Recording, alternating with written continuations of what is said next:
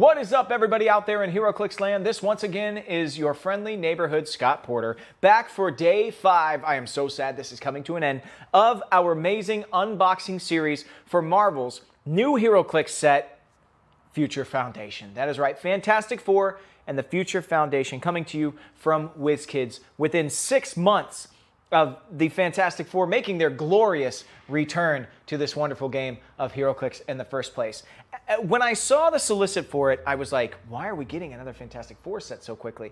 And then I very rapidly turned my opinion around. I was like, oh my God, yes, we should get it. We should get more than one Fantastic Four set this year because we haven't had them for 10 years, for a decade. And I'm super excited that we are getting this much Fantastic Four goodness. And also, I love that we're getting these underappreciated characters that we've never seen in Clix form before, that we're getting something like the Future Foundation is a story so unique in the Marvel Universe. I know people are going to talk about, Avengers Academy or the Initiative or all those things, and I understand that we've seen this. Young superheroes in training, blah, blah, blah, et cetera, et cetera. But this isn't young superheroes in training. This is young, brilliant minds, and the adults in their stead, or the androids around them, learning how to teach young minds like this the realities of the universe in a delicate way and impress upon them the importance to try and change it for the better. And that is unlike anything that we have really ever seen. Does it mean that we don't go exploring galactically? No, of course we do. Does it mean we don't have these crazy adventures that the Fantastic Four have always been known for? No, of course we do. As a matter of fact, we almost get more of them. We just get to see them through a different lens. We get to see them from a different perspective. We have a great number of different races, alien or not. We have Adolf the Impossible Boy coming out of nowhere. Did anybody know Impossible Man could have kids? Which, by the way, I've been talking about Hickman's epilogue, basically the long tale that happened after the massive, climactic battle that you had in Hickman's run. But then the 12 issues that came after. And one of those issues, when old Franklin is getting ready to go, he's sitting at a bar with Johnny Storm and Ben Grimm having a couple of beers. And he tells them a story about an alternate universe where it just came down to Impossible Man, Franklin, Thing, and I think one other person, and they had to go into battle. But Ben's clothes had all been taken away, and he refused to go fight nude. And he never liked the Impossible Man, so he put the Impossible Man on his pants and went and fought the greatest battle this universe had ever known, and the Impossible Man was never seen from again. He tells us it's small moments like that with these really funny stories that happen that almost only can happen in Fantastic Four because, it reminds me of sitting around at Thanksgiving with the family, telling a story that you've told 100 times, and yet somehow it never gets old. You're sitting there, you're sharing these stories from the history with your greatest friends, and in that case, they're sitting there with an older version of their nephew, and they're feeling like they're best friends just because they have that bond and that familial relationship. And that's what makes Fantastic Four really unique. That's what makes all of the writers that have been taking the mantle, I think, have really done a great job giving us that.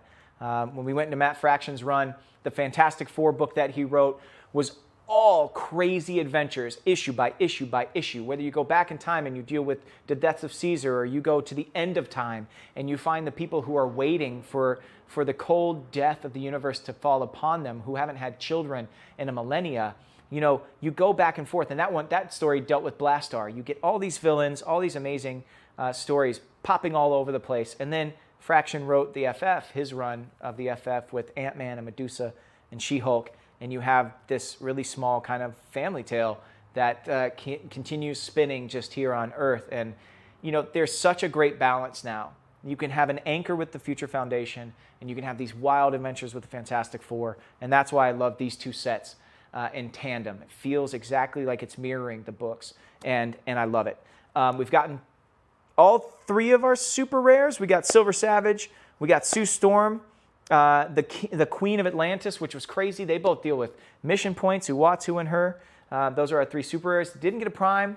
Still hoping for one today, but I think I might know who the primes are. That being said, I've only gotten the Mad Thinker and Doctor Doom from Dune's council that he forged to figure out how to defeat the other world reads during Hickman's run. So I'm hoping maybe we get Diablo or High Evolutionary. Really didn't see him in the Fantastic Four set, and I want him here because he built this evolution engine underground in this city that started stealing all the Moloids and really evolving them to a very intelligent society.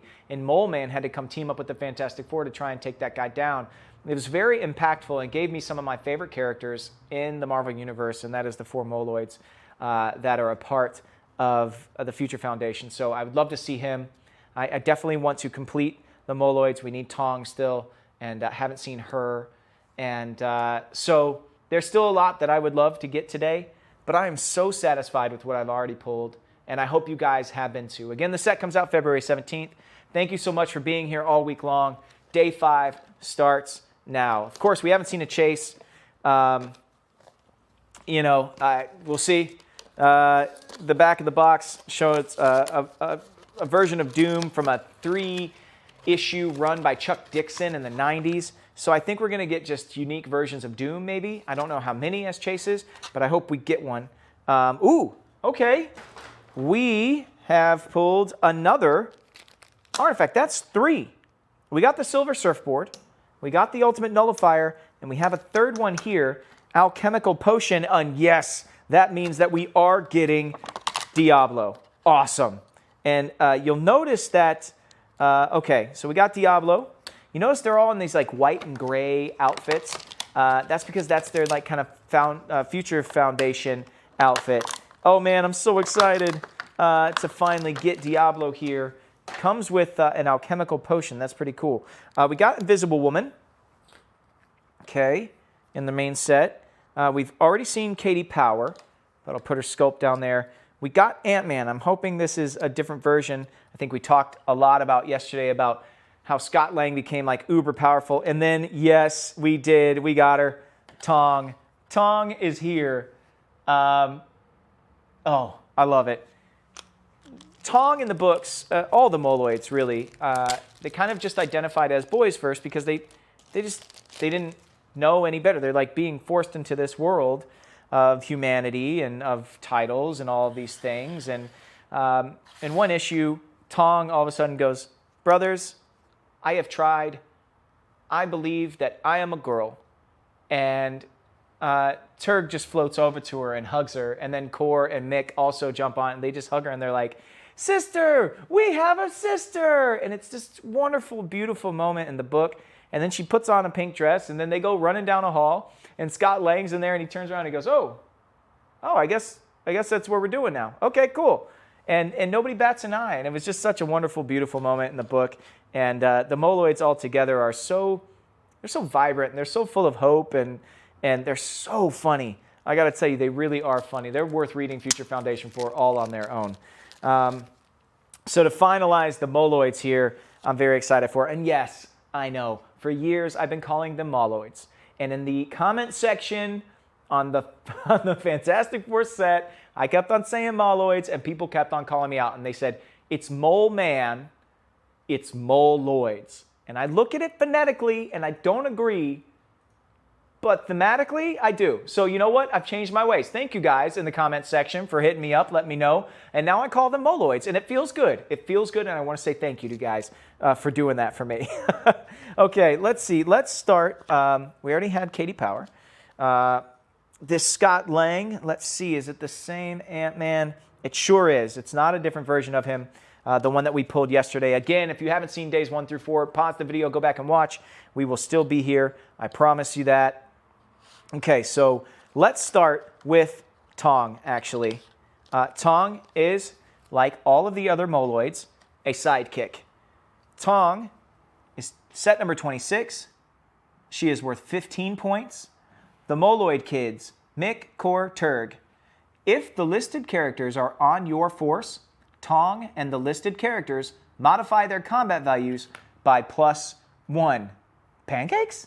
I love you all so very much. Her nice little power names there. So let me get this straight. If you field them all, Tong is 15 points, has an 11 attack, and 3 damage, with super senses What? That's insane. But remember, you've got to field them all. And you know what? In the interest of just the set building, I'm going to go find them and put them down next to her so we can take a look at what they all end up doing. Here's Mick. And then remember that Core and Turg are together on one card.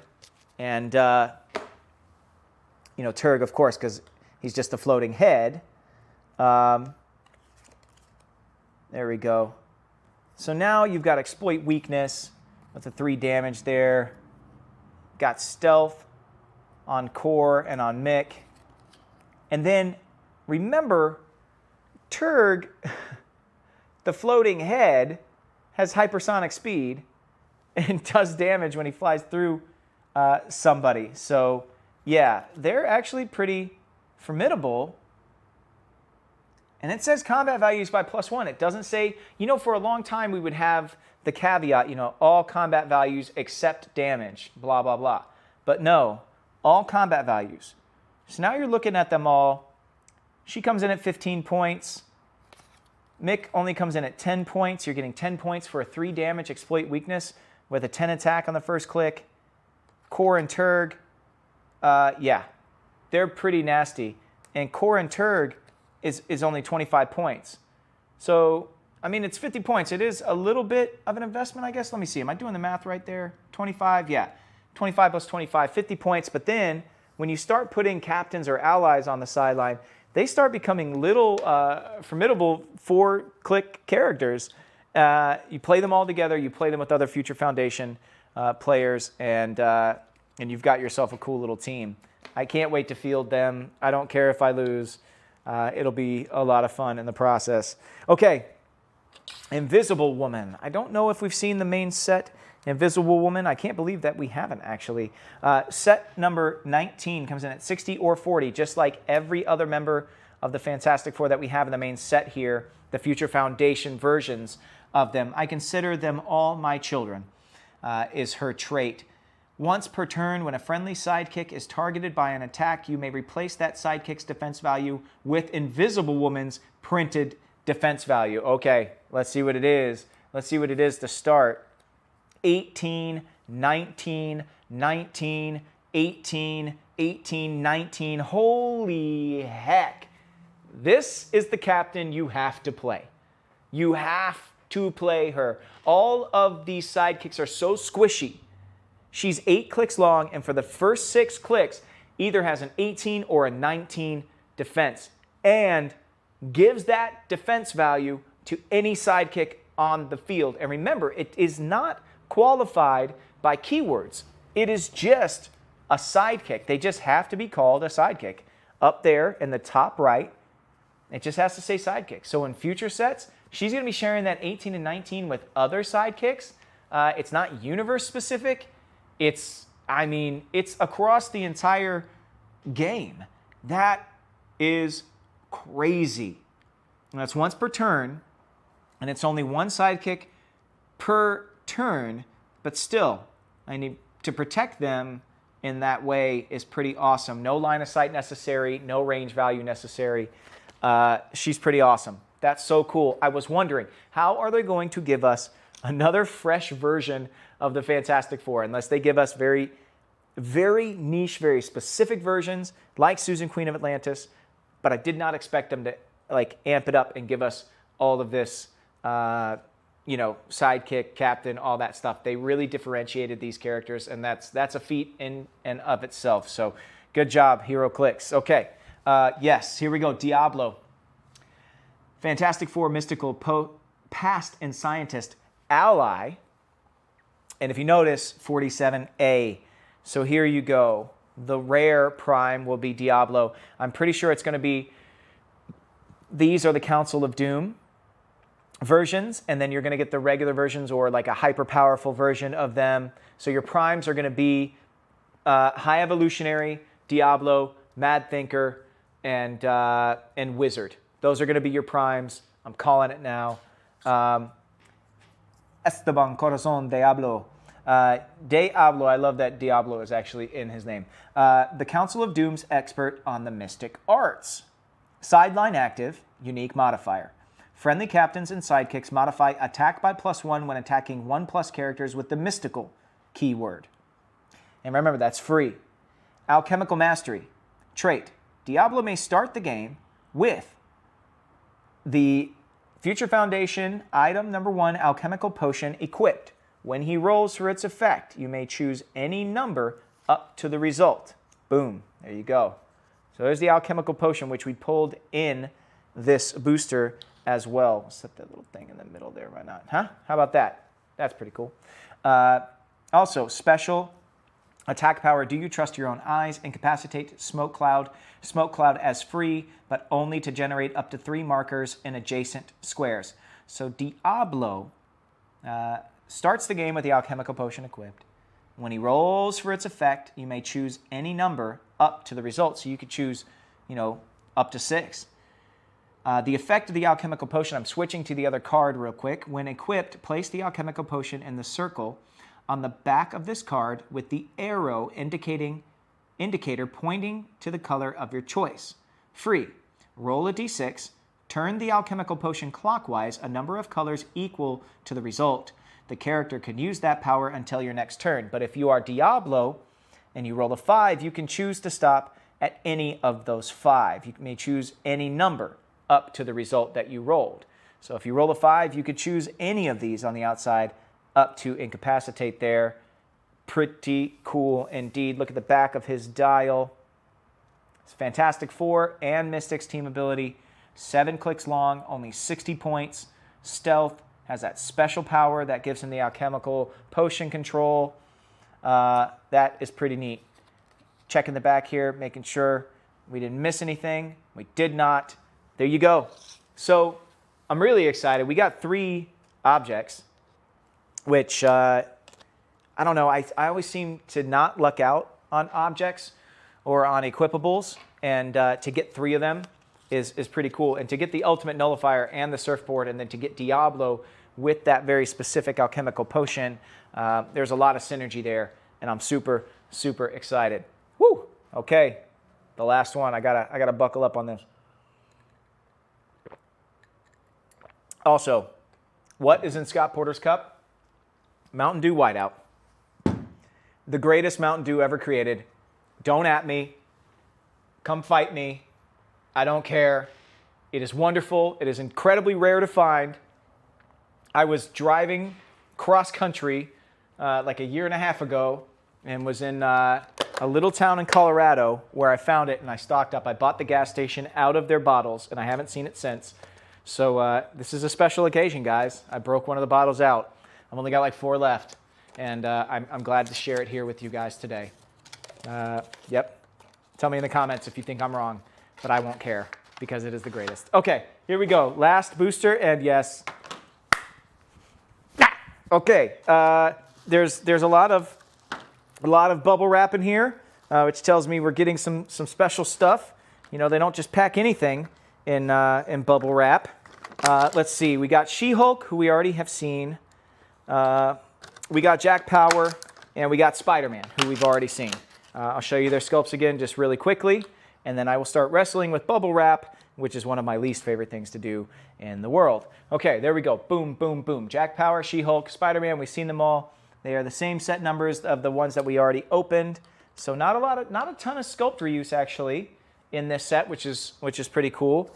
I mean, in the fact that we're not just getting the same character, the exact same sculpt, just with a slightly different dial a lot. We're getting a bunch of different characters in this set, and I like that a lot.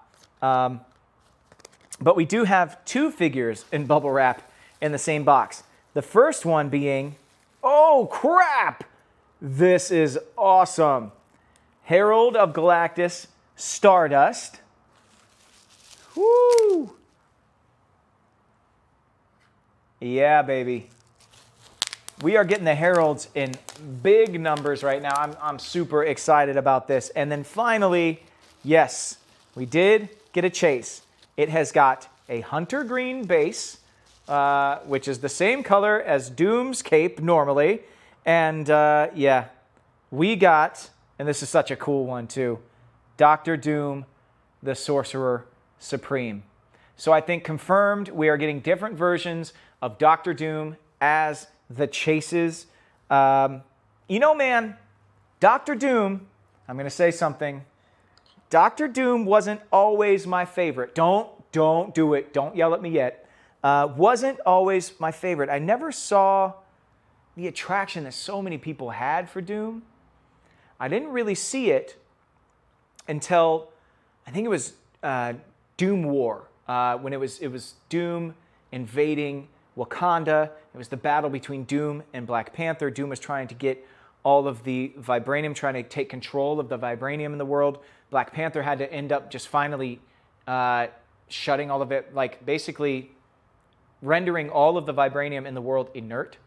It's not something he wasn't prepared for. They had been buying U.S. debt and diversifying their portfolio. They're still a rich nation, but it really set Black Panther down a path to no longer being the Black Panther, no longer being the king of his people, to becoming king of the dead, to leading the Marvel Zombies and Battle World. I mean, it was a very big moment. And Doom, in that story, goes to Bast and wants to go into the realm of the Black Panther. And she says the only person that can open this is somebody who is pure of intention.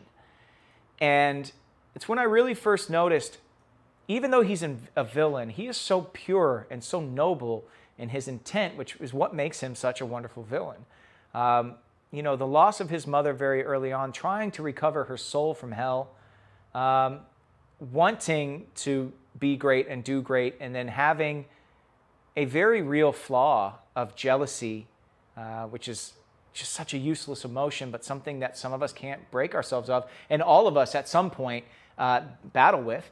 I really started to love Doom after that. It took me a long time to come around, but so having all these chases be different versions of Doom is very cool. And it doesn't mean that we only have to have just all Victor Von Dooms. There have been other people who have taken up the mantle of Doom, tons of what if stories. So very cool. I'm super stoked. We got Dr. Doom, the Sorcerer Supreme. Let's look at him last, and let's get into Stardust real quick. So cool. Have not seen Stardust in a while. This is awesome. Cosmic and Herald. Trait, a being of pure energy. At the beginning of your turn, you may heal Stardust 1 click. The first time Stardust would be KO'd, instead, turn her to click number 7. Protected against Pulse Wave. Create black holes at will.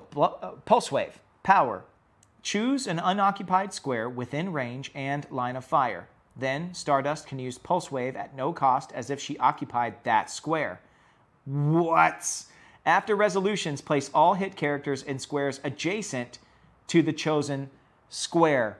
Just creates a singularity out of nowhere on the board and then damages them with a Pulse Wave and yanks them all into each other.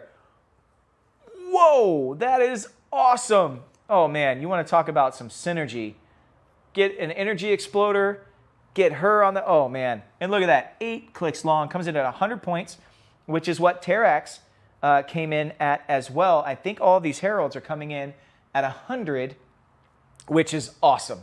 Let's see, did Morg that we pulled forward? No, Morg's 165, but still, yes, 100 points for all these modern day Heralds, and this is great. That is a wonderful dial, and that special power is intense. I mean, she's got a 6 range, so she can choose a square within range and line of fire and use that as her black hole space. Fire off a Pulse Wave, hit everybody around that Pulse Wave, and then suck everybody towards that space. Oh man, talk about lining people up. Or you could stack them all in a line for somebody like Juggernaut to just run through them all. Oh, the opportunities are endless. That is a really cool piece. Super excited. Okay, last but not least, Dr. Doom, the Sorcerer Supreme. I believe that this was a what if. I'll show you there. The what if. And I think it was actually Dan Slott that wrote this, which is great. This Dr. Doom, again, with the loss of his mother, trying to have a deal with Mephisto, trying to get her soul back, really became versed, I think, in the dark arts. I think Doctor Strange came to him at one point, and instead of healing his fingers, I think he just cut his hands off and gave him like cybernetic hands. I'm thinking that happened in that story for some reason. He was really kind of playing the role of a good guy in this story, though. And let's see what we have to say in here. Doctor Doom, the Sorcerer Supreme, Latveria armor, mystical ruler, scientist. Set number 65 comes in at 150 or 75 points. That sculpt is awesome. So cool. You can't see the eyes, I don't know really on the, but there are like this bright blue underlay in the eyes. I'm telling you guys, the paint jobs and the sculpts are so fantastic in this. So much detail. The Many Faces of Doom is a trait. At the beginning of the game, you may choose a starting line of equal points on a character from your sideline that also has this trait. Shared trait with all the chases. If you do, replace this character with the chosen character. Oof. The world will always have a Sorcerer Supreme is another trait. When an opposing character is turned to its starting click this game, after resolutions, roll a d6 and heal Dr. Doom, the Sorcerer Supreme, equal to half the result. Okay. Mystical shielding. Energy shield, deflection, super senses, and change the fates. Special damage power. Once per attack, you may re-roll the attack roll of a character within range and line of fire. Once per attack. You're getting PC. Once per attack. Unlimited, I suppose, except to the actions that you have. Wow. Okay. Nothing, I mean, that probability control is insane. Let's look at the back here, though. 10 clicks long for 150 points, and I'm guessing that all the chases play nice together if they're all Doom. So maybe you're not going to see, like, the Thing as Doom or Valeria Von Doom or whatever, you know, like maybe you're not going to see the other people that take up the mantle as Doom. Maybe it's all Dooms and they all play nice together. I mean, the stats are nasty. The traits are pretty darn specific, though. You have a shared trait, I think, I'm assuming, unless there's other Many Faces of Doom trait sharers out there at the same starting point. And the world will always have a Sorcerer Supreme when an opposing character is turned to its starting click this game. I mean, you know, that's very specific regen, but still, the sculpt is awesome, and the stats are insane. We do have some longer dials in this set, though. That was a little bit surprising to me, especially all the captains. It seems like they all have 8 or 9 click dials. So anyway, it's so cool to sit here and open this with you guys and share our mutual love of the game and share my love of the characters and the storylines that the characters come from with you every single unboxing. I cannot tell you how much I appreciate you guys tuning in. You allow me to keep on doing this. You allow me to keep on sharing with you all, and I want you to know how much I appreciate it. That's it. That's it for this set.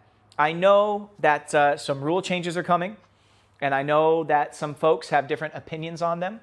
I just want to remind you of something, and that is going forward, you know, accessibility is a big thing. And keeping the game healthy and thriving as opposed to keeping it overly complicated sometimes might be the way to go. And from what I understand, some of the things that are going away aren't going away forever. I'm not sure. I don't have all of the inside baseball. But I think the evolution of a game is important. Things can't stay the same forever. If they don't, they just don't work. That's why you see evolution in comic book stories. And I know all stories have been told before, but people tell them in new, bright, and different ways, and we love it, and we move forward. And if we can play the game in bright and different ways, I hope that continues to keep us here for a very, very long time. I want this game to outlast me. I want this game to last long enough that I can sit down with my 5-year-old son at 10 years old and have amazing battles with him with our favorite superheroes. He's come to play it already, but I can tell you it's really difficult to play a game with a little boy when it's as complex as it can be. I know a lot of us out there play this game at high levels. I get you. I feel you. I've played in Worlds before. But being able to play with your friends and your family, most importantly, especially in these times when we're home a lot, we're just playing online, I don't think accessibility is a terrible thing. Let's just keep on playing the game we love, and let's just stay strong as a community. I love mixing it up with you guys. I love sharing this with you guys, and I'm looking forward to the future of HeroClix. I think it's very strong. All of the new mechanics in this set are incredible in my eyes, and I'm seeing applications of them as we go. Mission points, I mean, I've played this game that way for a long time. I don't know how you guys are going to feel about it. Let me know about those in the comment section for sure. And just share your thoughts and opinion. There's nothing like having a conversation about something you love with people that also love that thing. Anyway, thank you to WizKids for allowing me to share with you guys. Thank you for watching. Once again, I'm Scott Porter coming to you from Hyper RPG Studios in California. Make sure you find them on Twitch for all of their live content, and find them on YouTube as well, where they have a huge archive of older things that may be of interest to you, including a HeroClix show called Indomitable that yours truly was a part of. Until the next set of HeroClix comes out later this year in 2021, I will be thinking of y'all, and I will be having a blast with this new Future Foundation set. I will see you guys on the next one, and until I do, may all your rolls be critical hits. Be kind to each other. Peace.